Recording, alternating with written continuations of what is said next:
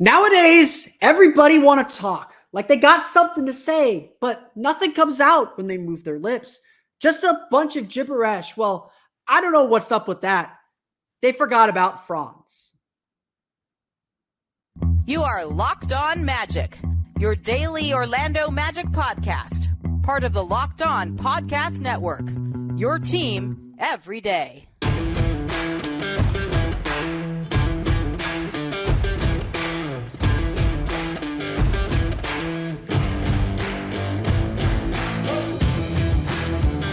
And you are indeed Locked On Magic. Today is February 4th. It will be February 5th, 2024. My name is Philip Rossman-Reich. I'm the site expert and editor over at OrlandoMagicDaily.com. Of course, follow me on Twitter at PhilipRR_OMD. On today's episode of Locked On Magic, they forgot about Franz Wagner. We haven't talked about Franz Wagner in a long time. I am sorry for that. We're going to talk about Franz Wagner, who tied a career high with 38 points in the Magic's big win over the Detroit Pistons. Plus, why the Magic's offense is suddenly looking okay. We'll get to that coming up here in just a moment. But first, we want to thank you again for making Locked On Magic part of your day every day. No matter when you listen to us, whether it's first thing in the morning, whether it's right when we upload, we truly appreciate you making Locked On Magic part of your day every day. Remember, there's a great Locked On podcast covering every single team in the NBA. Just search for Locked On and the team you're looking for. The Locked On Podcast Network, it's your team every day. Today's episode of Locked On Magic is brought to you by LinkedIn Jobs. LinkedIn Jobs helps you find the qualified candidates you want to talk to faster. Post your job for free at linkedin.com/LockedOnNBA. That's linkedin.com/LockedOnNBA to post your job for free. Terms and conditions apply. I want to issue a mea culpa. I want to start here and say, my bad. I'm sorry. We've been so obsessed, and rightly so, with Paolo Banchero. We've been so into the trade deadline and so many things. One of the key storylines, one of the key things about this team has slipped through the cracks. I can guarantee that we have not talked about Franz Wagner here in the opening segment of a show since he returned, since his first game back. And honestly, and I'm going to look this up when I write my article about it, I don't know if we've done a Franz Wagner episode and a month before that. Franz Wagner's really good, guys. I want to be on the record about that. And look, I think we all understand that Paolo Banchero is very, very good. He has earned his all-star spot. He is a different kind of player. But what makes this Magic team special, what makes this Magic team unique, what makes this Magic team potentially so dangerous is that they have Paolo and Franz. It's that Franz Wagner also brings a 6'10" forward who can drive, who can score, who can shoot, who can play make, who could defend at a high level. He does so many of these things that frankly sometimes we take him for granted. Certainly while he was out for those 9 games, we did not take him for granted. We understood how much the Magic were missing that secondary attacker. But honestly, Franz hasn't had the strongest season. He hasn't had the season I think a lot of us expected him to have. And so we've kind of taken for granted that, oh, he's going to give us 20 a night. He's going to, attack the basket. He's going to do all these things and generally do them well without much variation. But it being the All-Star season, it being the time to think about the future nearing the trade deadline, let's not forget that Franz Wagner is the kind of player who can put up big scoring nights. And that is exactly what he did against the Detroit Pistons on Sunday. In the Orlando Magic's 111-99 victory, we're going to get to more details about that game in a minute. Franz Wagner scored 38 points, shot 17 for 25 from the floor, 4 for 7 from 3, did not shoot a free throw, added 3 rebounds, 2 assists, no turnovers as well. Franz Wagner was, in a word, excellent. Just excellent. As Jamal Mosley put it after the game, he was elite. It is not easy to put up 38 points without getting to the foul line. It is not easy to do the things he did, to knife through the lane. And in a game where the Magic were struggling at times to find offensive rhythm, offensive cohesion, to kind of keep themselves afloat in many ways, Franz Wagner delivered consistently for them. He delivered, just continually putting pressure on the rim, attacking downhill, and being a great scorer. Most of his points in this game came in the paint. And it's the kind of game that we know Franz is capable of. He tied a career high, like I said, with 38. And in many ways, carried the Magic through what I don't want to say was a lackluster game, but wasn't their best effort. Again, I think some of us, we expect to see the Pistons. We expect a blowout. The Pistons are better than their record. Like they're not bad, but they are bad. But you have to pay attention to detail with them. The Magic really struggled, and they had to find and grit their way to this win. And Franz Wagner is a big reason why they finally pulled ahead. He has had these games before, obviously, but it's been a while this season because when we look at Franz as a player, he has been the picture of consistency this year. For the year, he's averaging 20.8 points per game. Again, I want to make sure this is mentioned. If Paolo and Franz both average 20 points per game, and Paolo's at like 23 almost now, if they both clear 20 points per game, it will be the first time the Magic have had two 20 points per game scorers in the same season since Shaq and Penny in 1996. I've mentioned this a million times with Paolo, but every time we talk about what these guys are doing, we are talking about the very best players in this franchise's history. Wagner is also shooting 47.3% from the floor and 31.4% from three, which is bad for him on 5 attempts per game. He's shooting 85.4 free throws per game. His rebounds are up to 5.6 per game, as well as 4 assists per game, too. Since coming back from his injury in mid-January, Franz Wagner is scoring. And let me make sure I have my number correct here. Oh, boy, let me just make sure I get my number correct here. Since returning from injury, Franz Wagner has been excellent as well. And I have the wrong numbers up here. So let me pull the correct numbers up real fast. He's been obviously working his way back in. I think he's been a little bit hesitant to attack. And this game Sunday was really the first time that he attacked consistently. But since returning to the lineup on January 21st, Wagner is averaging 17.9 points per game, a little bit down. 45.5% field goal percentage, a little bit down. 37.5% from three, 5 rebounds per game, and 4.9 assists per game. His turnovers are up to 2.4. Again, he's still getting his bearings, his legs under him, and that does not include, by the way, Sunday's game. I'm using Basketball Reference. They don't include. They haven't logged that game yet. In any case, Franz Wagner is playing really well. He is providing the secondary scoring that the Magic have needed, and as he gets more comfortable and as he gets healthier, he's going to be that second scorer the Magic need. This has been a long time coming.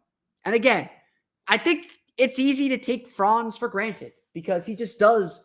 It's the same thing that we talked about in the draft process. He's a jack of all trades, maybe a master of none, but really he's a master of all trades, jack of none. I don't know if that's a saying, but it is now. It's easy to forget him because everything he does is so smooth and so efficient and so effective that you do take it for granted. You do forget the things that he does that are really good and really difficult to defend.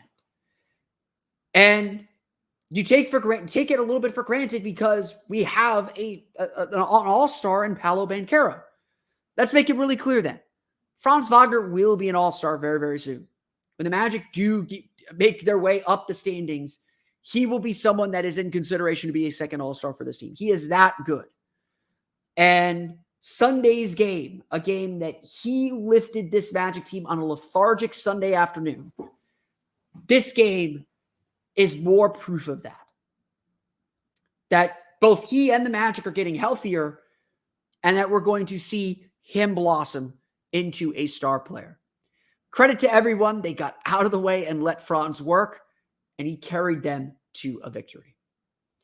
We'll talk a little bit more about that win as well as the offensive life the Magic have been showing lately. Maybe some bright signs on the offense.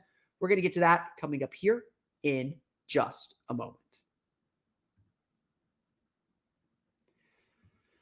But first, it's time for a quick word from our friends over at LinkedIn. When you're hiring for your small business, you want to find quality professionals that are right for the role. That's why you have to check out LinkedIn Jobs. LinkedIn Jobs has the tools to help find the right professionals for your team faster and for free. Look, LinkedIn is already the largest professional social network that I know of. It's a place for business people to connect and meet and discuss things. I know I've had people reach out to me through LinkedIn to write for Orlando Magic Daily or just to look for tips or anything. I'm happy to provide that. LinkedIn isn't just another job board, though. LinkedIn has a vast network of more than 1 billion professionals, which makes it the best place to hire. It gives you access to professionals you can't find anywhere else.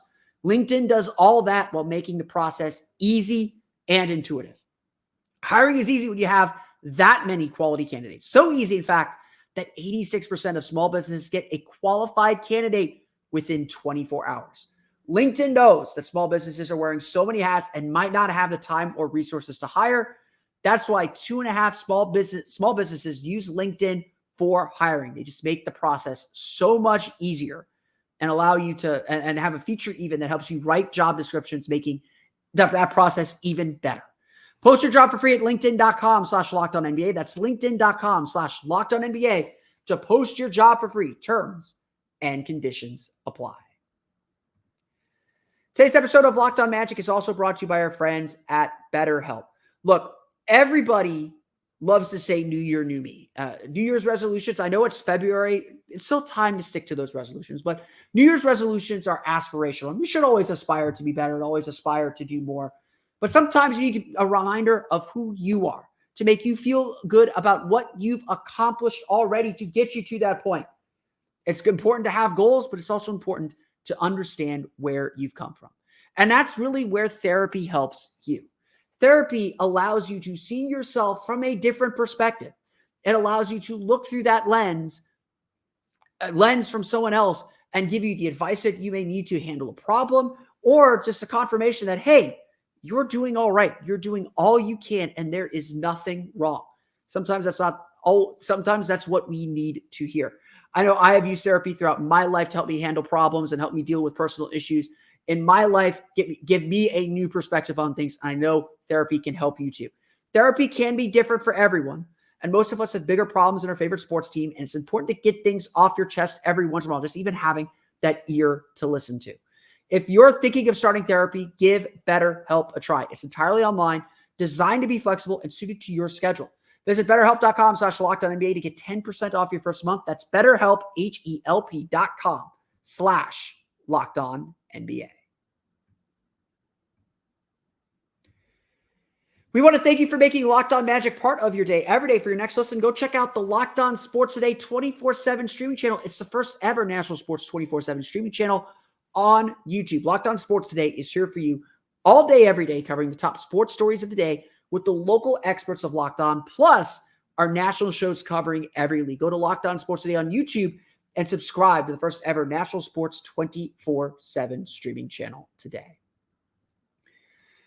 The Orlando Magic have their first 3-game win streak since December. In fact, they had their first 2-game win streak since early January, since mid-January when they beat the Hawks in overtime. It's been a while since the Magic won some games. It's been a little bit of a rough patch here. In January, they went 6-10 in January. I believe they were 6-8 in December. It's been rough, and the Magic have lost some ground. But it does appear like they're finally on the right track. The Magic, with the win over the Pistons, have guaranteed a winning road trip, a big 5-game road trip. They're guaranteed to go at least 3-2. They have a very good argument to be 4-0 on this road trip right now. Things definitely seem to be trending back in the right direction. And Jamal Mosley is right to point to 2 things for that. And everything kind of spreads off of this first point. Health. The team is healthy again. Gary Harris is back in the lineup. The only guys on the injured list are Kevon Harris and Jett Howard. They're both in the G League. They're not actually hurt. The Magic are finally healthy. And just like we saw back in November and December when the team was relatively healthy, that goes a long way to making this team better. And obviously we've had Franz back now for about 2 weeks, for exactly 2 weeks now.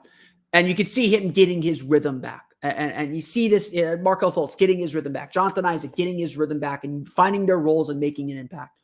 You're finally starting to see this team come together, coalesce, and be the team that we all know they can be. At the end of the day, that's what we really care about. We know they can be this good.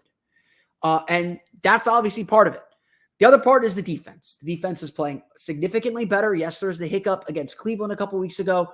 There's the hiccup last week against Dallas. But, those are clearly outliers. Two of the worst defensive games of the season. The Magic have been holding opponents under 100 ever since. They put the Phoenix Suns on lockdown and put them in check. They held the Detroit Pistons under 100 points. They held the San Antonio Spurs to 98 points. They held who'd they play on Friday? The Minnesota Timberwolves to 102. This defense is starting to round back into form. But another part of this team has started to come alive. And on this road trip has been a huge factor. And believe it or not, it's the offense. Look, I will sit here and tell you the Magic are still not a great offensive team. I wouldn't even describe Sunday's game as a great offensive game. And so some of these numbers are a little bit weighted because they played a great offensive game against Dallas. But the Magic are starting to score more effectively. They're starting to find that rhythm and that flow again. Their 3-point attempts are actually down. They were 10 for 25. Not 10 for 25. They're 10 for 24, I think, on 3-pointers in this game. They're being more selective with their 3-point shots, which is both good and bad, because that means they're starting to attack the paint a little bit more. And that's a big key for their offense to start getting better. And some of that is they're healthy. They can throw some bodies at people. They can attack. They can get downhill a little bit more. This is obviously a huge deal. And so here are the numbers to tell you that the Magic are better offensively. Dave played, again, you see what Paolo and Franz are doing, but over their last 4 games, let me make sure I have my numbers here.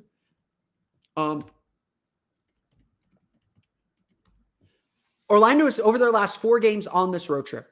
Orlando has posted a 115.2 offensive rating. Again, a lot of that is weighed by Monday's game against Dallas. We're outliers, very, very heavy outlier in that game. But Orlando scored 108 against San Antonio. Not a huge number, but very, very effective offensively. Orlando scored 108 again against Minnesota, a very good defensive team. And Orlando scored 111 against Detroit. They are doing some okay things offensively. And if you look at the advanced numbers, if you look at the offensive rating, a 116.8 offensive rating against Detroit, that's really, really good. 106.9 each against Minnesota, San Antonio, and of course 130.3 against Dallas. But you go deeper than that, 115.3 against Phoenix, 115.4 against Miami a couple weeks ago. Orlando is starting to get some offensive flow. And look, obviously, Paolo Banchero is putting up some big numbers, but you're starting to see Markelle Fultz find his groove offensively. You're starting to see him squeeze into space and get to the basket. Wendell Carter has been fantastic offensively since his return from injury. You see the Magic doing all these things that put them in a really good spot to make this growth, to take this leap and be this strong of an offensive team. The Magic, again, aren't expected to be world beaters. And over their last 4 games, they're still, I think, 16th in the league in offensive rating. But their defense is so good, they don't need a fantastic offense. Eventually they will. But they don't need a fantastic offense because their defense does a lot of the heavy lifting. What the Magic have been missing this year is, frankly, an offense that can take advantage of their defense. And again, Sunday's game was sloppy. Sunday's game was rough. The Magic missed some shots. They had to figure out a way to score effectively, and they allowed Detroit to hang in the game. They tied it at 81, I believe, was the big one. And Orlando had to put their foot down, get downhill to the basket, and finish the game off. Their defense was okay against Detroit. I want to double check that number real fast. Their defense overall, a 105.3 defensive rating, is very, very good. But even then, Orlando, I think, said, we gave up too many offensive rebounds. We gave up too many second chance points. We gave up too many of these opportunities in a game that we frankly should have won quite comfortably. This is the deal, though. This is it. The Magic do have to score more. They have to be more efficient. But they are showing some signs of offensive life. And because their defense is so good, it doesn't take much to make this offense work. Now, they got bigger challenges ahead. It's Detroit. Don't overreact. Don't overthink it. But the Magic are still a potentially strong offensive team. You just got to give them the chance to be good. We're going to talk about individual scores, go deeper into the box score. We'll get to that coming up here in just a moment. But first, it's time for a quick word for our friends over at FanDuel. The Pro Bowl is behind us. It is finally big game week. The 49ers, the Chiefs meet in Las Vegas for the NFL title. And to all those who celebrate from FanDuel, America's #1 sportsbook, have a very, very good Super Sunday this week. If you're like me, Super Sunday is all about scoring the best seat on the couch, grabbing your favorite football snacks, and placing some super bets. FanDuel has so many ways for you to end the season with a W or 2 or 3 and kickstart your basketball season too. Like, why not? Not only can you bet on who will win the Super Bowl, but FanDuel also has bets for which player will score a touchdown, how many points will be scored, and so much more. New customers, join today and you'll get $200 in bonus bets if you first bet of $5 or more wins. Just visit FanDuel.com/lockedon to sign up. That's FanDuel.com/lockedon. Make every moment more with FanDuel, an official sportsbook partner of the NFL.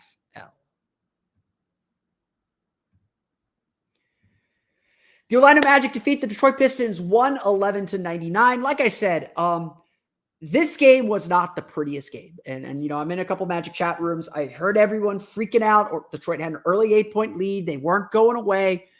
People were kind of flipping out a little bit. And you just want, you face a team like Detroit, you want it to be easy.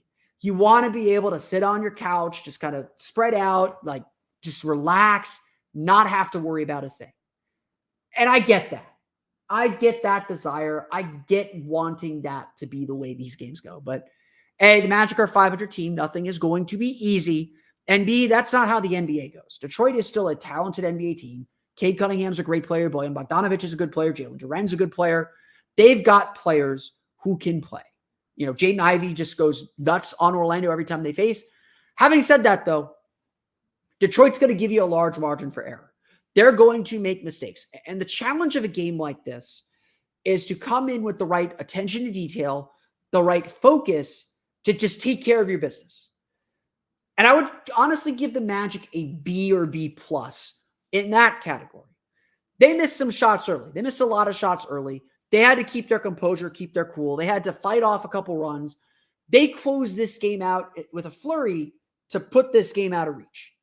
And you give Franz Wagner a lot of credit, carried them especially through the third quarter to kind of keep them in the lead, keep them playing from ahead. Detroit made their run, and Orlando did what a good team is supposed to do when that happens. They responded. They stopped it. They never gave up the lead. They responded, took the lead back of their own, put this game away, just buried the Pistons. Detroit is the kind of team you don't have to lock in for very long. And I was watching the game, and I was just like, Detroit's playing really well. They're making a lot of mistakes. Orlando just has to lock in just for a little bit, and they'll be fine. They had control of the game, and tempo was a big part of it too. But they had control of things, and they just had to kind of find their groove and find their way. And I think a troubling trend of late is against San Antonio, against Minnesota, and against Detroit now. It felt like the Magic needed some time to get into the game. Like the starters did not get off to strong starts. That is a little bit of a concern, because again, you could get away with it against Detroit. You got away with it against Minnesota when you really shouldn't have. You get away with it against San Antonio.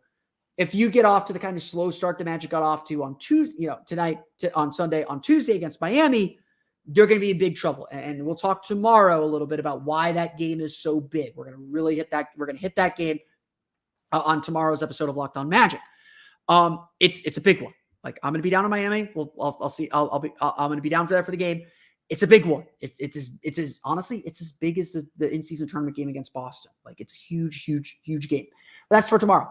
The Magic have to be a little bit more precise, a little bit more in tune. But I also, the Magic aren't used to these 3:00 starts. The Magic are very successful in afternoon starts, but I think a lot of that was being thrown off time a little bit. Not an excuse. Playoff games are played at noon.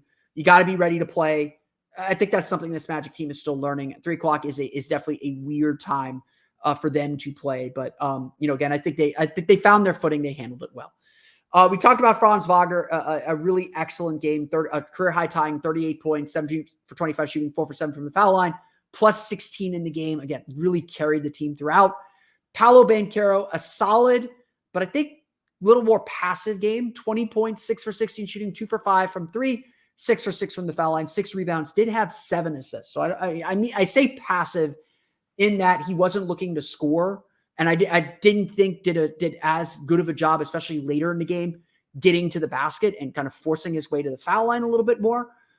But he was really good at reading where double teams were coming from, dishing the ball out to open players.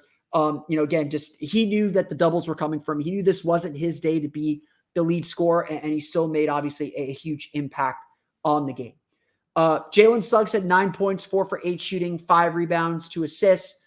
Did add a block. I thought did some good things, especially defensively. Obviously, you trust him defensively.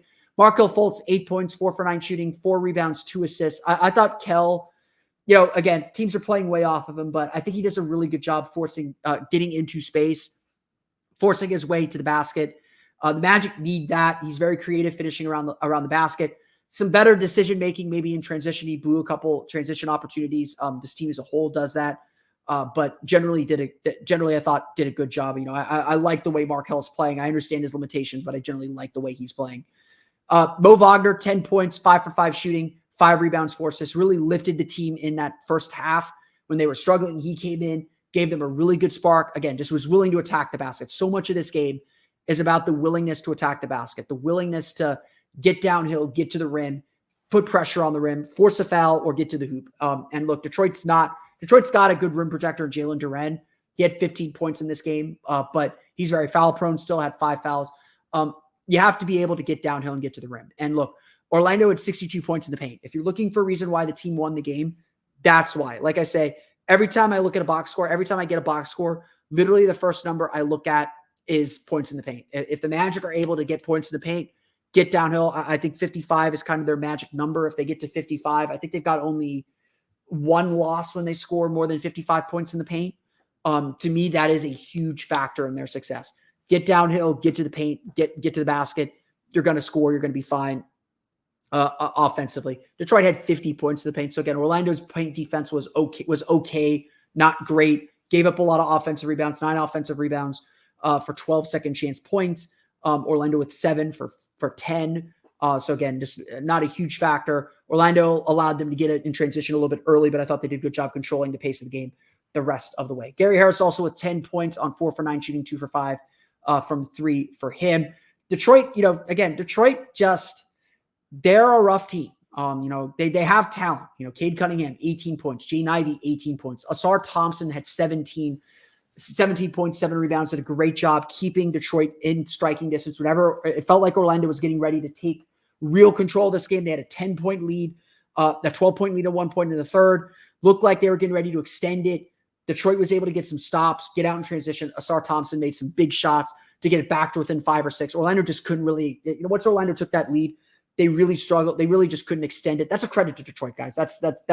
Orlando made some offensive missteps and got kind of suckered into settling for jumpers too much, in my opinion. I know they scored 60 points in the paint, but it's a credit to Detroit. They made some shots. They stayed in the game. They fought all the way to the end. And again, you don't want the moral victory thing, but Detroit played, I think, a lot better than anyone was anticipating. They played a fine game. They missed a lot of shots. They were 8 for 31 from 3. But 19 of 22 from the foul line. The 15 turnovers were really what killed them. Orlando did a good job forcing turnovers. But like I said, Detroit's the kind of team that gives you a wide margin for error. They're going to make mistakes that let you back in the game. Detroit made a lot of mistakes. Orlando took advantage of them. They did what they're supposed to do as the better team. They went out there and won. And I know maybe the score line or the margin isn't quite what you want. Orlando found a way. And at the end of the day, they all count the same. At the end of the day, every win counts the same. This isn't college basketball where you need to put together a resume. The Magic did the job. I thought they played, I didn't think they played great, but they played more than well enough to win, and they deserved the win that they got.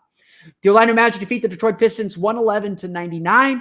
They're back in action Tuesday down in Miami to close this road trip in a monumentally huge game against the Miami Heat. We're going to talk about that game, plus conclude our trade deadline tour on tomorrow's episode of Locked On Magic. But that's going to do it for me today. I want to thank you all again for listening to today's episode of Locked On Magic. Of course, find me on Twitter at @PhilipRR_OMD. Subscribe to the podcast and Apple Podcasts, Stitcher, TuneIn, Himalaya, Google Play, Spotify, Odyssey, and all of them based on podcasts to your podcast-enabled listen device. For latest on the Orlando Magic, be sure to check out OrlandoMagicDaily.com. You can find this podcast as well on YouTube by searching for Locked On Magic or at youtube.com/@LockedOnMagic.